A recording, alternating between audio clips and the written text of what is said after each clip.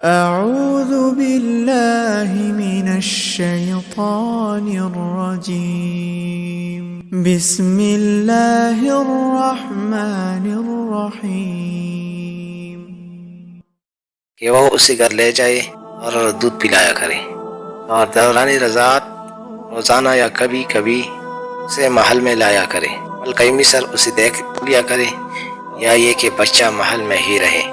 اور موسیٰ علیہ السلام کی ماں معین اوقات میں آ کر اسی دودھ پلایا کرے۔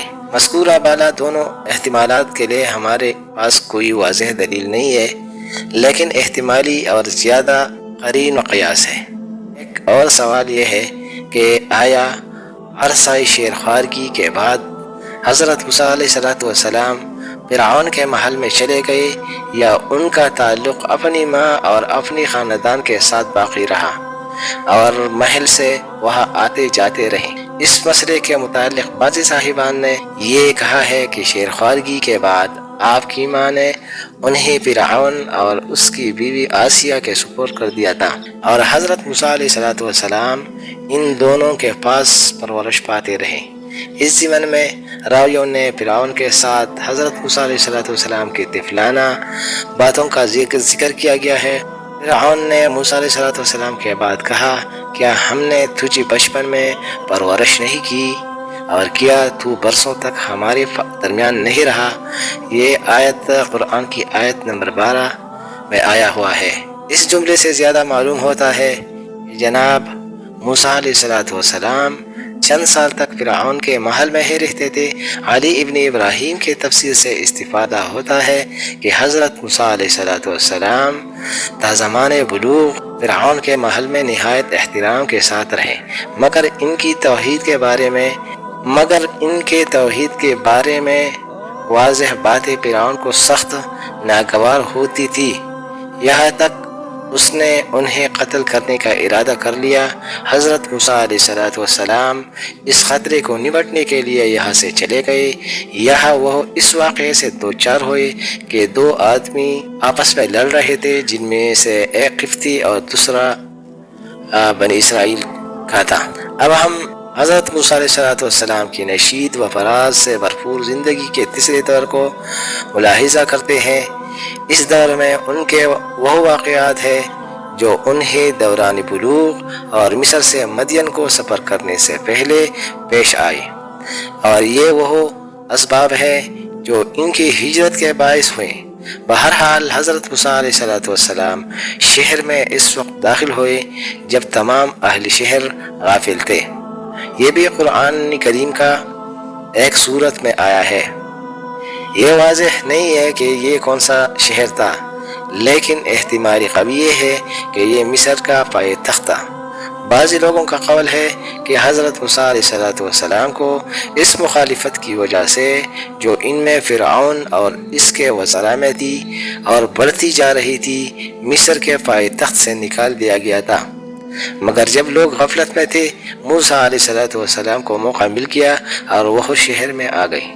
اس احتمال کی بھی گنجائش ہے کہ حضرت موسیٰ علیہ السلام کے محل سے نکل کر شہر میں آئے ہوئے، کیونکہ عام طور پر فرعونیوں کے محلات شہر کے ایک کنارے پر ایسی جگہ بنائی جاتے تھے جہاں سے وہ شہر کی طرف امدورت کے راستوں کی نگرانی کر سکے۔ شہر کے لوگ مشاغل معمول سے فارغ ہو چکے تھے اور کوئی بھی شہر کی حالت کی طرف متوجہ نہیں تھا، مگر یہ کہ وہ وقت کون سا تھا؟ بعضی کا خیال ہے کہ ابتدائی شب تھی، جبکہ لوگ اپنے کاروبار سے فارغ ہو جاتے ہیں۔ ایسے میں کچھ تفریح اور رات باہر کے حضرت موسیٰ علیہ السلام شہر میں آئے اور وہاں ایک ماجرے سے دوچار ہوئے۔ دیکھا دو آدمی آپس میں لڑ رہے ہیں اور ایک دوسرے کو مار رہے ہیں۔ ان میں سے ایک حضرت موسیٰ علیہ السلام کے قوم کا تھا اور دوسرا ان کا دشمن۔ یہ بھی قرآن کریم میں ایک سورت میں ہے۔ اس امر کا کمال ہے کہ جناب موسیٰ علیہ السلام بنی اسرائیل میں اس زمانے سے مراسم ہو گئے تھے اور کچھ لوگ ان کے پیروکار تھے۔ احتمال یہ ہوتا ہے کہ حضرت موسیٰ علیہ السلام اپنے مقلدین اور شیعوں کے روح کو فرعون کے جابرانہ حکومت کے خلاف لڑنے کے لیے بطور ایک مرکزی طاقت کے تیار کر رہے تھے۔ جس وقت بنی اسرائیل کے اس آدمی نے موسیٰ علیہ السلام کو دیکھا تو ان سے اپنے دشمن کے مقابلے میں امداد چاہی۔ یہ بھی قرآن کا آیات کا ترجمہ ہے۔ حضرت موسیٰ علیہ السلام اس کی مدد کرنے کے لیے تیار ہو گئی تاکہ ظالم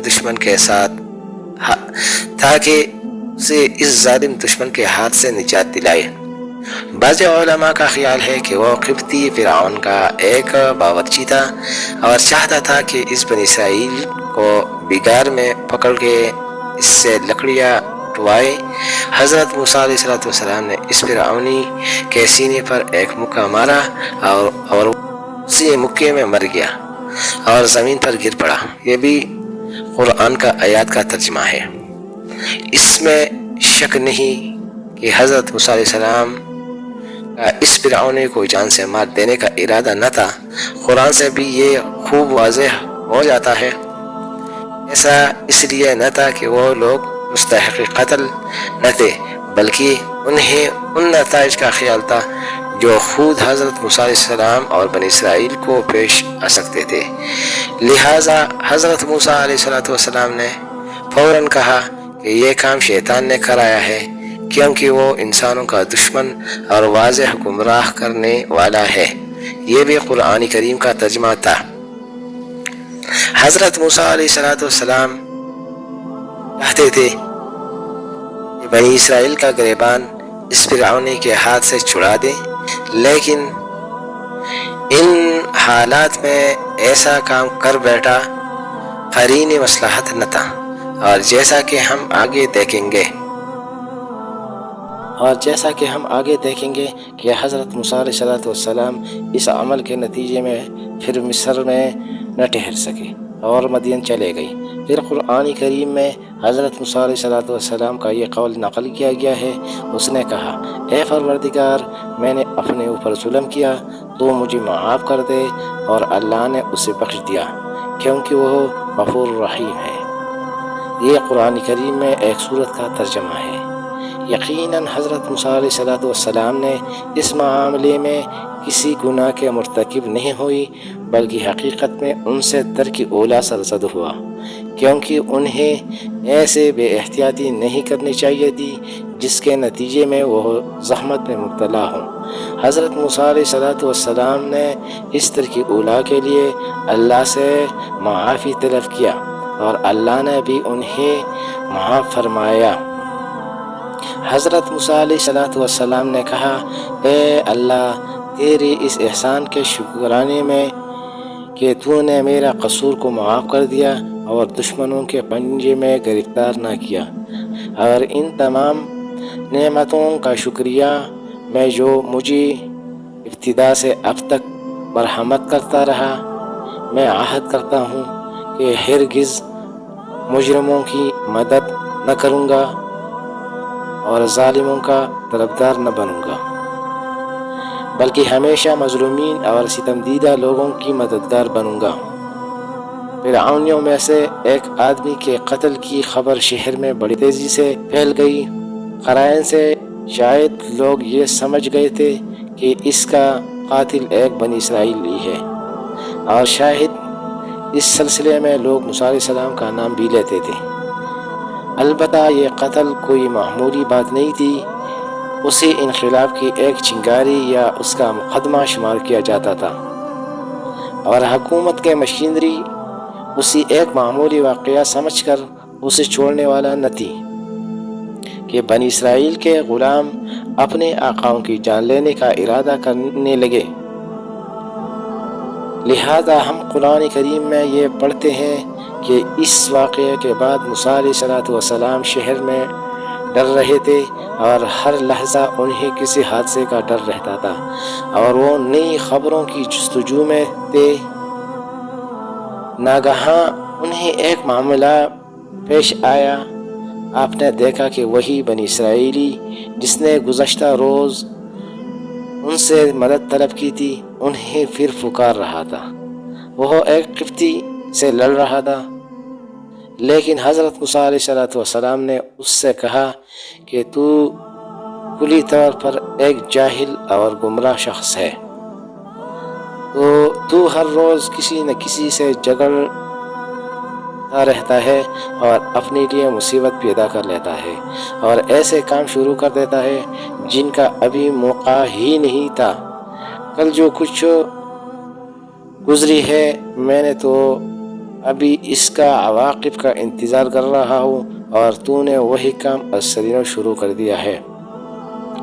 بہرحال وہ ایک مظلوم تھا جو ایک ظالم کے پنجے میں پھنسا ہوا تھا، اس لیے حضرت موسیٰ علیہ السلام کے لیے یہ ضروری ہو گیا کہ اس کی مدد کرے اور اسی قبطی کے رحم و کرم پر نہ چھوڑے۔ لیکن جیسے ہی حضرت موسیٰ علیہ السلام نے یہ ارادہ کیا کہ اس قبطی آدمی کو پکڑ کر اس بنی اسرائیلی سے جدا کرے، وہ قبطی چلا گیا اور اس نے کہا، اے موسیٰ، کیا تو نے مجھے بھی اسی طرح قتل کرنا چاہتے ہو جس طرح تو نے کل ایک شخص کو قتل کیا تھا؟ تیری حرکات سے تو ایسا ظاہر ہوتا ہے کہ تو زمین پر ایک ظالم بن کر رہے گا اور یہ نہیں چاہتے ہو کہ مصلحین میں سے ہو۔ اس جملے سے یہ معلوم ہوتا ہے کہ حضرت موسیٰ علیہ السلام نے فرعون کے محل اور اس کے باہر دو جگہ اپنے مصلحانہ خیالات کا اظہار شروع کر دیا تھا۔ بعضی روایات سے یہ بھی معلوم ہوتا ہے کہ اس موضوع پر ان کے فرعون سے اختلافات بھی پیدا ہو گئے تھے، اس لیے تو اس قبطی نے یہ کہا، یہ کیسے اصلاح طلبی ہے کہ تو ہر روز ایک آدمی کو قتل کرتا ہے۔ حالانکہ اگر موسیٰ علیہ السلام کا یہ ارادہ ہوتا کہ اس ظالم کو بھی قتل کر دے تو یہ بھی راہ اصلاح میں ایک قدم ہوتا۔ بہرحال حضرت موسیٰ علیہ السلام کو احساس ہوا کہ گزشتہ روز کا واقعہ رونما ہو گیا ہے اور اسی خوف سے کہ اور زیادہ مشکلات پیدا نہ ہو انہوں نے اس معاملے میں دخل نہ دیا۔ اس واقعے کے فرعون اور اس کے اہل دربار کو اطلاع پہنچ گئی۔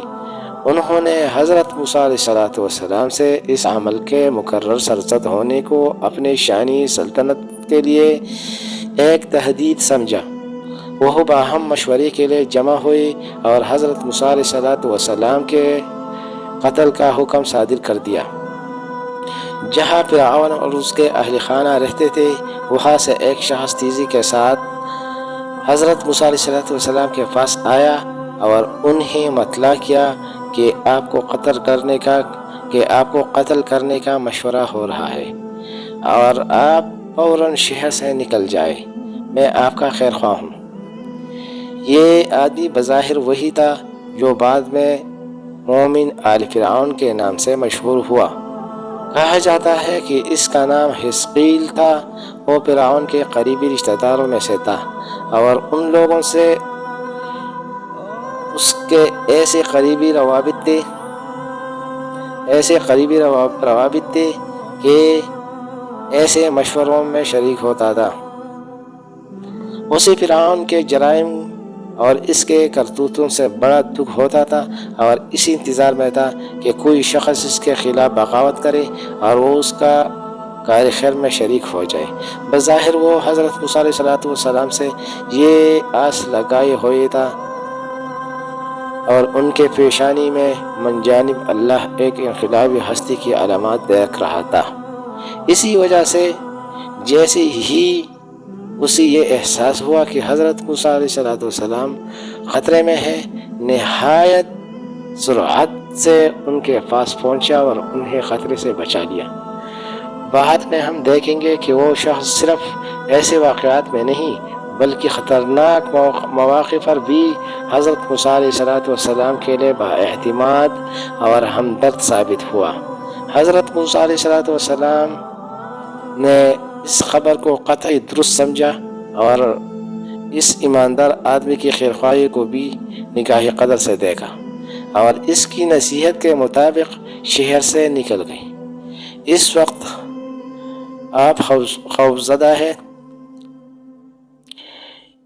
آپ خوف زدہ تھے اور ہر گھڑی انہیں کسی حادثے کا کھٹکا رہتا تھا۔ حضرت موسیٰ علیہ السلام نے نہایت خضوع قلب کے ساتھ متوجہ اللہ ہو کر اس بلا کو ٹالنے کے لیے اس کے لطف و کرم کی درخواست کی۔ اے میرے پروردگار، اے اللہ، تو مجھے اس ظالم قوم سے رہائی بخش۔ میں جانتا ہوں کہ وہ ظالم اور بے رحم ہے۔ میں تو مظلوموں کی مدافعت کر رہا تھا اور ظالموں سے میرا کچھ تعلق نہ تھا، اور جس طرح سے میں نے اپنی توانائی کے مطابق مظلوموں سے ظالموں کے شر کو دور کیا ہے، تو بھی اے اللہ بزرگوار ظالموں کے شر سے مجھ سے دور کرو۔ حضرت موسیٰ علیہ السلام نے پختہ ارادہ کر لیا کہ وہ شہر مدین کو چلے جائیں گے۔ یہ شہر شام کے جنوب اور حجاز کے شمال میں تھا اور قلم روح مصر اور فرعونہ کی حکومت میں شامل نہ تھا۔ مدین ایک شہر کا نام تھا جس میں حضرت شعیب علیہ السلام اور ان کا قبیلہ رہتا تھا۔ یہ شہر خلیج عقبہ کے مشرق میں تھا، یعنی حجاز کے شمال اور شام کے جنوب میں۔ وہاں کے باشندے حضرت اسماعیل علیہ السلام کے نسل سے تھے۔ وہ مصر، لبنان اور فلسطین سے تجارت کرتے تھے۔ آج کل اس شہر کا نام معان ہے۔